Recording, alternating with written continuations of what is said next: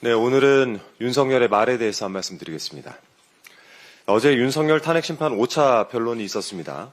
이때 쏟아진 속보들을 하나하나 보다 보니까 정말 화가 치밀어 올랐습니다.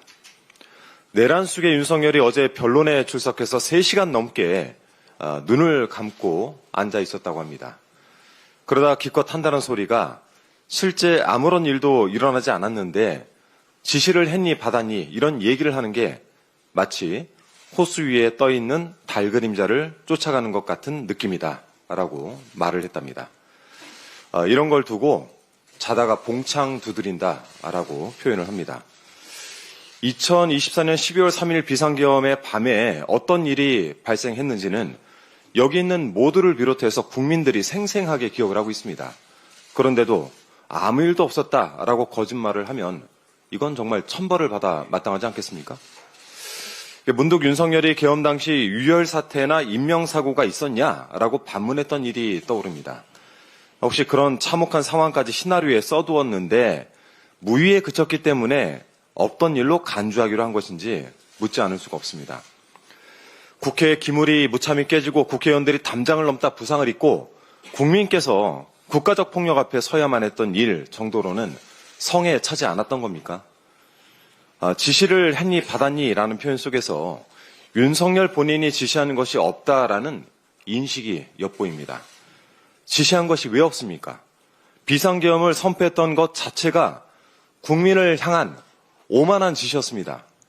총을 쏴서라도 문을 부수고 들어가서라도 국회의원들을 끌어내라 라고 한 것도 윤석열의 위법적인 지시였습니다. 심지어 어제 변론에서 윤석열 본인이 김용현 전 국방부 장관에게 선관위에 군을 보내라고 얘기하며 지시한 사실을 인정하지 않았습니까? 내란 속에 한 몸에 둘 이상의 인격이나 영혼이 들어가 있는 것도 아닐 텐데 앞뒤가 안 맞는 소리만 계속하니까 정말 볼 때마다 소름이 돋습니다. 달 그림자를 운운한 대목은 정말 논평할 가치조차 없습니다. 이 와중에 국민의힘은 내란 속의 대변인을 자처하고 있습니다. 윤석열 일반 접견이 시작되면서 그 옥중 메시지가 면회자들의 입을 통해서 전달되고 있습니다. 그제 국민의힘 권영세 비대위원장, 권성동 원내대표, 나경원 의원이 윤석열을 면회했습니다. 그 면회 직후 나경원 의원이 언론을 향해서 윤석열이 말한 계엄 선포 이유 등을 전달을 했습니다. 한 언론 보도에 따르면 2월 윤석열 면회 일정이 꽉 차 있다고 하는데 앞으로 전원의 형식으로 내란 속의 일방적 주장과 망상이 끊임없이 전해지게 될 텐데 언론에서도 여기에 대해서 철저하게 사실 확인을 하기를 부탁드립니다. 고작 내란범의 말이나 옮기려고 정치인이 되었는지 저는 도무지 반성이라고는 국민의힘에게서 찾아볼 수가 없습니다.